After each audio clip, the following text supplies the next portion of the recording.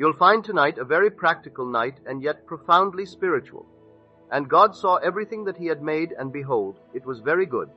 God rested on the seventh day from his work which he had made. General 131, 2:2. Now we are told this seventh day is the day for man to observe. It's part of the creative act of God. The unknown author of that verse that I just quoted connects the Sabbath with a creative act of God. It's a underscore, and without it there is no creation.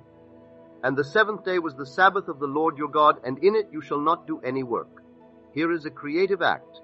If one commandment is treated imaginally, then all commandments must be treated in the same manner.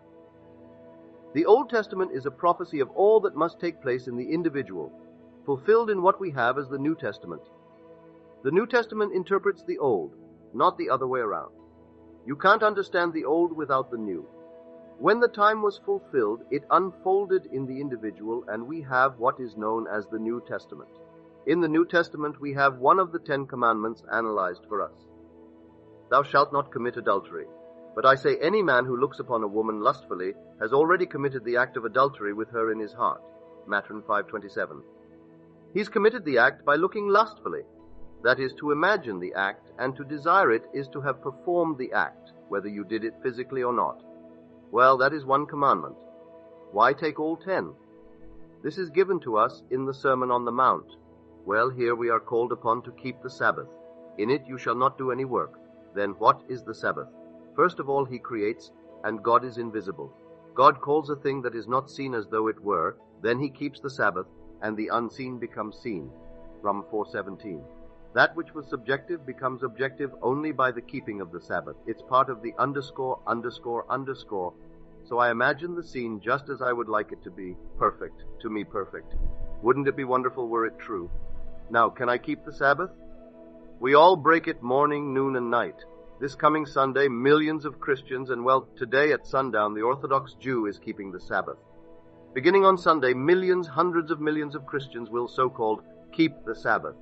They are not keeping the Sabbath. Listen to the words, formerly, when you did not know God, you were in bondage to beings who by nature are no gods. But now that you know God, or rather that you have come to be known by God, how can you turn back?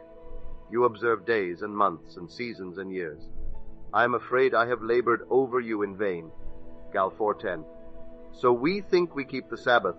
I went to my barber yesterday, and this shoeshine fellow, an awfully nice lad, he's a deacon in his church, and so we always have a good joke together, and he certainly knows a lot of jokes. I said, Hal, how are things going? Oh, he said, I spent the whole day Sunday in church. I went to church, and after service we went home and we had coffee and cake. Oh, the most wonderful cake they had made. And he's telling me all these things. And from there we went to another service. I didn't get home for dinner until 6:30. The whole day given over to God. He spent it in church. He thought he kept the Sabbath. Well, I would not argue with Henry. He doesn't know what I do. I've been going to the same barber for the longest while, for years and years, but Henry is not the first shoeshine boy that he's had. But here is Henry, and he's a deacon in the church, and he thinks he keeps the Sabbath by going to church. But he's not alone. My sister thinks she keeps the Sabbath by going to church on Sunday, and everything must be done. For when I was a boy, certain things you couldn't do on the Sabbath. When I entered the theater as a dancer, I loved to play Boston because we couldn't dance on Sunday. So we would go out there on a weekend or for a week. We only worked 6 days. Got paid for 7, for that was part of the contract. You were paid for 7, but the law would not allow you to dance on Sunday, so being a dancer, we got off on Sunday. All the singers and the comedians, they just hated us on Saturday night because we got paid for Sunday. The same thing was true of Philadelphia. You couldn't dance in Philadelphia on Sunday. And you go back now, they've modified it. I recall in New York State where, well, they started talking about Sunday games. Well, here is baseball. You can't play baseball in New York City on Sunday. Save you start after 2 in the afternoon to get the people in church. Bars can't be opened until after 1. You can drink, all right, but not until after 1 in a pub, because then you wouldn't go to church. So who is kidding whom? Is that the Sabbath? You can't open the bar until after. You can open it on Sunday, but not until after you get them in church. And so that is keeping the Sabbath. It hasn't a thing to do with the Sabbath. The Bible is the most practical book in the world, if you only understood what it is talking about. So the seventh day is the Sabbath of the Lord your God. These are the words. It's not just the Lord, but the Lord your God. In it, you must not do any work. Now I tell you this, and now to illustrate. A friend of mine writes me a letter, and here is her letter. I sell homes. I have an empty home for sale, and the need for the sale of this home is great.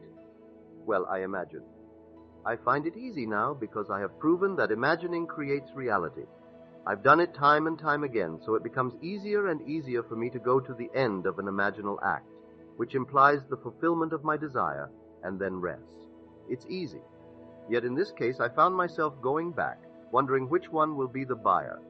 I thought of this one, that one, and when I caught myself thinking of a buyer, well then, I am not resting in the end. If I had gone to the end and it's sold, and the people are in the house, and it's a marvelous, happy relationship, well then, what am I doing thinking of a buyer? So I would catch myself in the course of a day thinking of which one would be interested, this buyer, that buyer, or the other buyer. That was a confession I was not actually dwelling in the end and resting in that state. So said she, "Oh, that seventh day, is that a difficult thing to keep?" Now she said on the 22nd of February, that's only a matter of a week ago, a little more than a week ago. I had these 3 dreams in the same night. I didn't realize their relationship until the next morning when I wrote them out. Here is my first dream. I dreamt I drove up to the house, and as I got to the house, a voice said to me, "What are you doing here? The house has been sold, and it is sold because you desired it to be sold." I felt in the dream a little bit uneasy. The house has been sold, and here I am driving up to the house undoubtedly because of my concern. But the house has been sold, therefore, what are you doing here? And it has been sold because you desired it to be sold. Now the scene changes, and I have another dream, and I am boiling rice. I am eager to get the rice done instantly, so instead of soaking the rice until it's prepared, I put it into a pan of water and start to boil it, and I'm demanding that the rice be boiled and be done right away. Well, it is. Before my eyes it's done, it's instantly done. So I taste a kernel of it. It's hard and tasteless. "It is a mess," she said. These are her words. "It really is a mess." Then I find myself preparing lima beans. I feel that I have all the time in the world, so I take the beans and I soak them. They reach the point of being blown to the very extreme. They're now big and full and bursting, and then I put them on and boil them in a very slow little flame. I seem to have all the time, and they come out and they are luscious. When I taste them, they could not be more tasty. They were beautiful. Then I saw the 2 dishes together. The lima beans that were perfect in taste and appearance, and then the rice that was tasteless. Before I woke, I entertained this thought. Isn't it strange that they both seem to take the same length of time? This that I was so eager to get done. The rice and the other, which I seemed to relax and have such time. And both seemed to take the same amount of time. Then I woke and I wrote out the 3. And I didn't realize the relationship of the dream until I had written them out. So I tell you again, in the Bible, God, your wonderful I amness, the Father in you, speaks to you through the medium of dream. He instructs you, he tells you what you are doing. He shows you what you are doing, and allows you to see and learn how to correct it. Here you have a house to sell, you've gone to the end, and you see the people occupying it, and they're happy in it, therefore the sale is over. You have made the sale. You find yourself in the course of a day breaking the Sabbath. And what promises are made in Scripture to those who keep the Sabbath? Fantastic promises to all, because it's part of the creative underscore. So you take all of these are possible to God. I mean, the God in you. I'm not speaking of a God in space, a God in time. I'm speaking of the only God, the God that became you, that you may become God. I'm speaking of that God, which is the only God. He is in you as your own wonderful human imagination. But here is a creative act, and these 10 commandments must be taken imaginally. You have committed adultery? What adultery? I'm not married. I haven't gone astray. You haven't? Haven't you passed any person in this world and not desired to know her and strip her? Well, being a man, undoubtedly I did. And not to have any arguments about it, instead of saying undoubtedly I did. Without any doubt I did. But I speak for humanity. I speak for every man born of woman if he has any blood in him. But I speak also for any woman born of woman, that she's done the same thing. So we've all broken the law. Well, we have broken the Sabbath, and we break it every moment of time. I don't break the other commandment of adultery. At my age, you don't break it. When you are young and it's all bursting in you, you break it morning, noon, and night. But today, at my age, I break the Sabbath more often, far more often than I break the act, the commandment, thou shalt not commit adultery. But the commandment is to everyone, thou shalt not commit adultery. Now, if the thought occupies the mind and it's not really pressing, like the selling of a house, I may keep the Sabbath beautifully. In this case, and he's here tonight, he said, when our first son, our oldest son, when he was about 2 years, his mother and I discussed the possibility of sending him to a prep school back east, and it was Phillips Exeter. Well, I know Phillips Exeter. I never went there, but it is a marvelous prep school. But they wondered at the time, I wonder how we would do it. Speaking and thinking purely in terms of finances, how would we do it? However, that was approximately 11 years ago. In the interval, he said, I swear I have not once thought of that. I haven't given it a thought. The boy is going to public school here in California. He is brilliant. He is completely adjusted to life. He's everything that we desired, a brilliant, brilliant lad in public school here. So we didn't talk of it in the interval, but I did think then, back 11 years ago.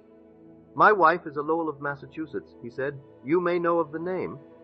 Well, I certainly do know the Lowells of Massachusetts. And you've read Amy Lowell's works, haven't you? You've all heard of the great educators, the Lowells of Massachusetts. Well, here, he thought, my wife is a Lowell, her mother a Lowell, and the child's grandmother's cousin was the headmaster of Exeter. He thought at the time it was Phillips Exeter. It turned out it was not Phillips Exeter, but Andover Exeter, that this relative was headmaster. Well, we thought that maybe because of this contact, he could get a scholarship. Now, that's 11 years ago, and not one thought passed my mind since. We didn't discuss it. I never thought about it. I swear I didn't. Yesterday, now I got this letter since I spoke to you last Tuesday or Monday, whenever it was. Since then I got this letter. Only yesterday we received this offer for our son from Andover, Phillips Andover, a scholarship. He discussed it 11 years ago and kept the Sabbath. It wasn't a pressing thing. They didn't care. You don't send a child to Andover at the age of 2. He has to reach the age before he could go there. So in the interval, it wasn't pressing. It wasn't their concern. So they could discuss it when he was 2 and keep the Sabbath. And then suddenly, it appears in the world, and what seemed to be such a sudden thing is only the emergence of a hidden continuity. It was implanted beautifully, without pressure, for there was no reason then to be concerned. It would take at least 11 years before he could possibly reach the ripeness to appear in one of these 2 great prep schools. Well, it has appeared, and now he has been offered a scholarship to Andover, to the finest prep school for boys in this country, and I would dare say in the world. So here he kept the Sabbath unwittingly. The lady who writes me this story concerning the 3, she broke it, but she caught it. And then the depth of her own being spoke to her and told her how she was breaking it, and showed her how to correct it. Here were 2 dishes. Take time, no concern. 1, she must do it now. Let it be. The purchaser is coming. He has to come. And not any problems will arise after the purchase. It will be so tasty. It'll be so perfect. But after you bring it to pass by forcing the sale, then you're going to have multiple reasons. They can't make the payments. They can't do this. They can't do that. And unnumbered things will happen. It's all the tasty hard rice.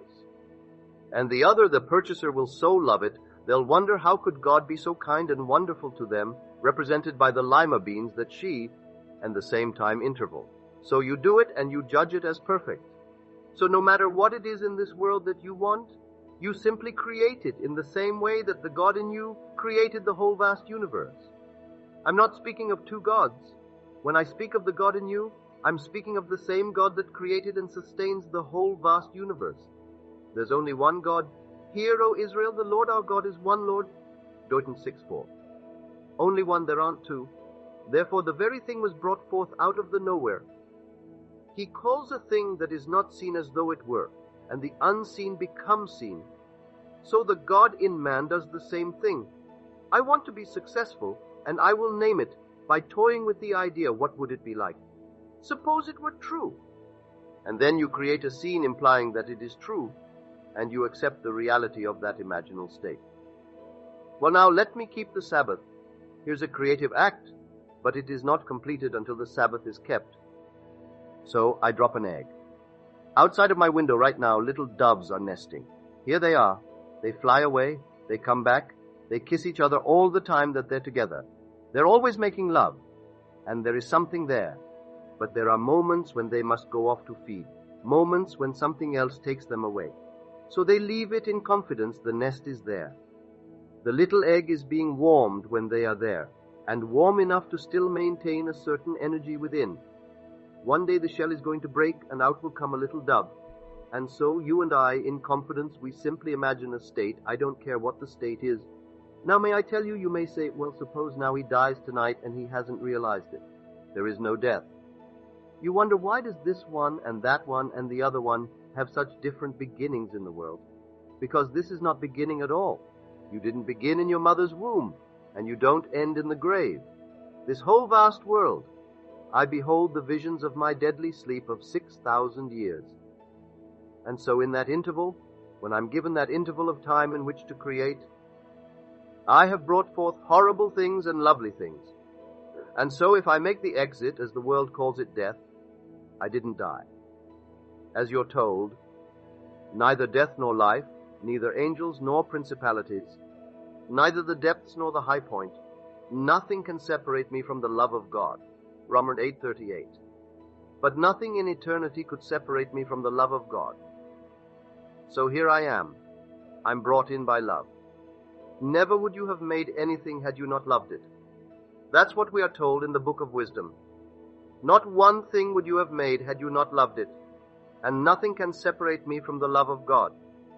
Here, I'm put into a world to create as my Father creates, and finally I awaken as my Father himself. And so I may tonight make my exit with an unfulfilled desire, which I think I'm keeping the Sabbath relative to it. Doesn't matter, I will realize it, for I'm still in the same world, a world just as real as this.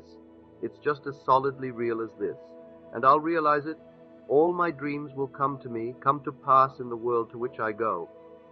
So if I drop now, no matter what happens, I will still realize all that I keep the Sabbath relative to.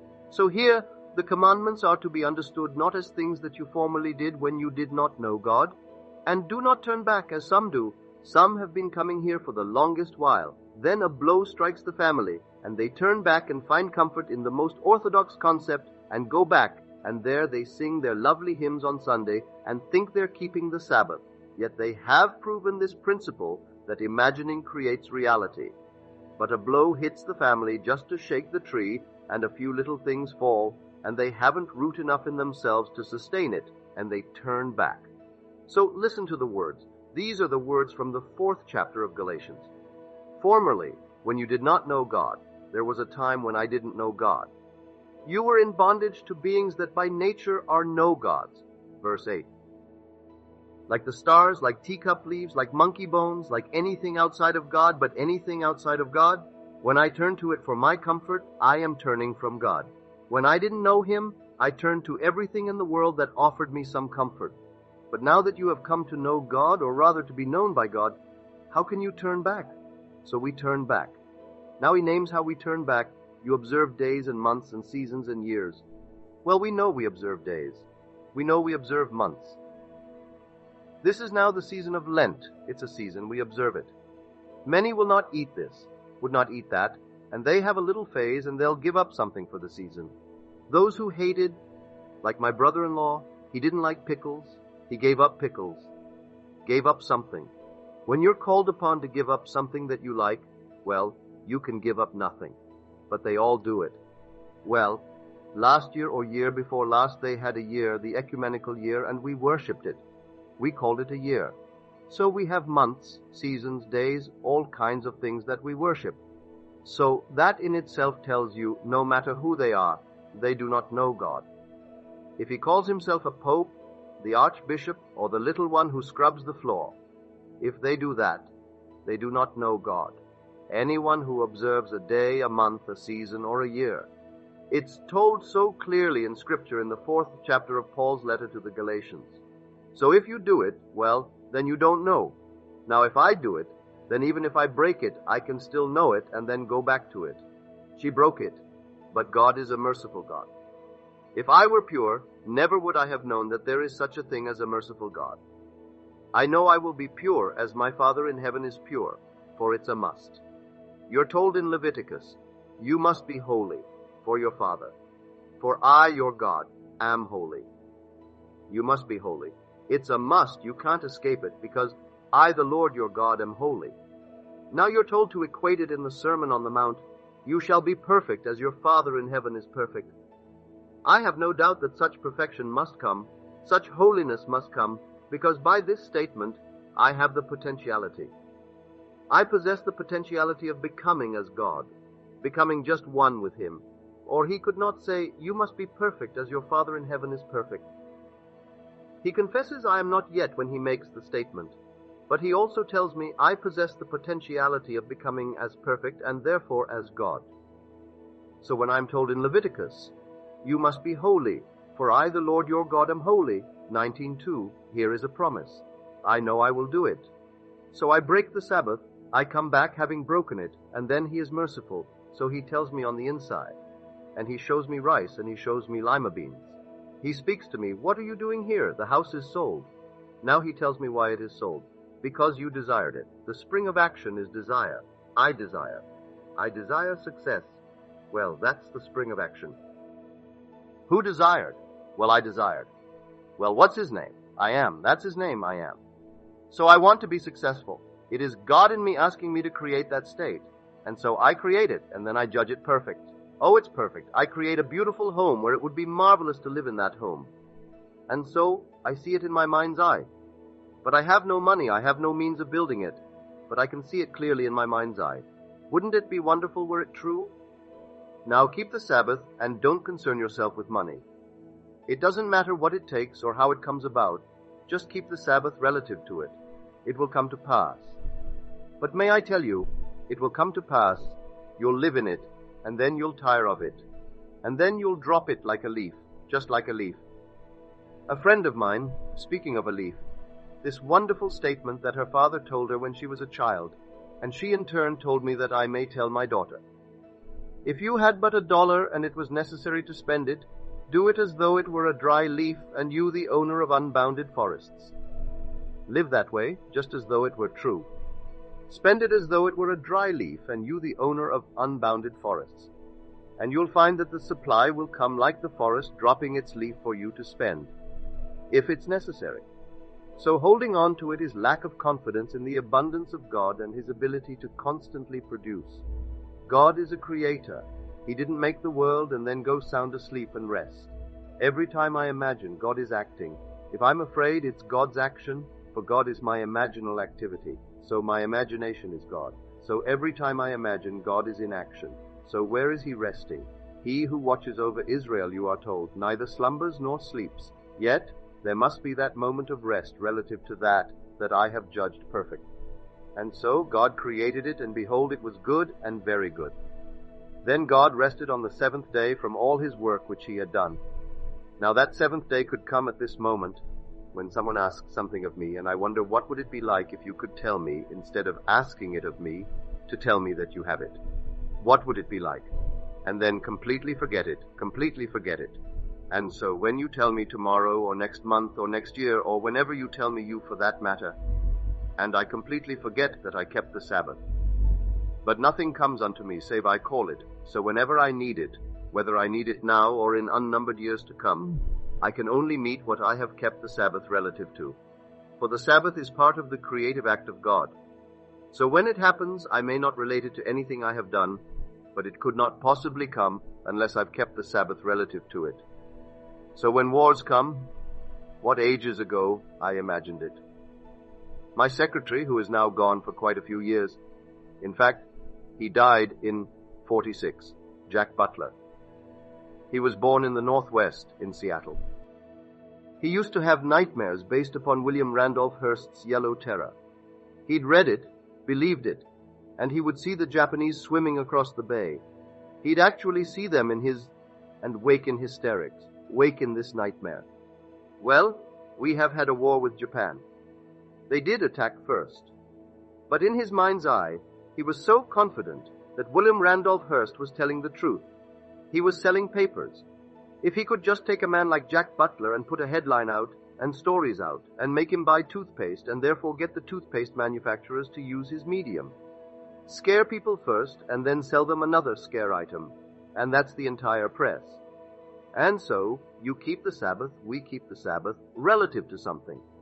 I would suggest to you that you keep the Sabbath relative to God's promise. His promise is that you will be born again because you must be born again. In the 3rd chapter of John, unless you be born again, you cannot enter the kingdom of heaven. Verse 3. It's the new age. You'll continue, you won't die, even though men call you dead, you will not die. So keep the Sabbath relative to God's eternal promise that you must be born again. How? Well, God is keeping that promise in the depth of my soul. But you accept it, even though you are in prison, even though you do this, that, or the other, and it seems a horrible thing judged by human standards, still keep the Sabbath relative to the promise. You must be born again. Therefore, I will be born again, and go blindly on in the assumption that I'll be born again.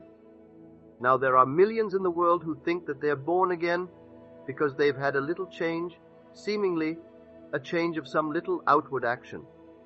I saw in today's Sunday Times, the New York Sunday Times, it comes every week. Well, it was one day late, it came today. And this man, a member of the Baptist Church, some part of Virginia, I think it was called Bristol, Virginia, he was just arrested for breaking into the church and given 7 years for breaking into the church. The elders of the church said he was only baptized that very day. He was baptized in the church. The very day after the baptism, he saw a great opportunity for self-gain and broke into the church. And people think baptism means something. It hasn't a thing to do with reality. There's only one baptism, the baptism of the Holy Spirit, when you stand in the presence of the risen Christ, and he embraces you, and you are incorporated into his body, and you are one with the body of Christ. No one with mortal eyes sees you underscore, or they see the same garment they saw before. But you sleep in that body, you wake in that body, and you walk in that body. Though you are ill, though you are this, that for the other, the body that you really are is the body of the risen Christ, and no mortal eye sees it. But you feel it and see it and know the being that you are. That's baptism, baptism of the Holy Spirit. Then you go through the entire series of events of the risen Christ, the birth, the resurrection, the discovery of the fatherhood, and everything concerning Jesus Christ. Now keep the Sabbath relative to it, and you will find that it will come just as suddenly upon you as this author, this scholarship, came upon this father and mother for their son, who is now eligible to enter Andover. So nothing happens by chance in this world. There is a law behind everything in the world. There's nothing by chance. And so, if you are this, that, or the other, it all started somewhere, and someone kept the Sabbath relative to that act. Because the most fertilized egg in the world, if I looked at it and I broke it and didn't let it rest until its normal interval of time, it couldn't break the shell and come out. So give me the most perfect idea, clearly fertilized, now break it by not resting, and so it's an addled egg. So I say to everyone, dream nobly, glorious noble dreams, and then rest relative to the state that you can judge perfect. Listen to the words, and God saw everything that he had made, and behold, it was very good. General 131. And God rested on the 7th day from all his work which he had done. General 2:2. Now the word Sabbath, which is the 7th day, which is divine perfection, is 7 in Scripture, divine perfection. The Sabbath means to cease, to desist from, to be at an end. Always the end, to be at an end. I always start at the end. I see the whole vast thing just as though it were true, and then I rest in the end, and the end determines the means by which the end will be fulfilled. But I must rest in the end and keep the Sabbath. The first psalm begins with a blessing, a beatitude pronounced upon the one who keeps the law of God. This is part of the law. Blessed is he who delights in the law of the Lord, for in all that he does, he prospers. Ps 1:1-3. It begins with this wonderful beatitude pronounced upon man who could keep the Sabbath. It's part of the creative act, that you can do no more, you've done it. And the whole thing is one of complete relief, Of all the pleasures of the world, relief is the most keenly felt. So you perform a creative act, and you reach the point of climax, and then there is relief.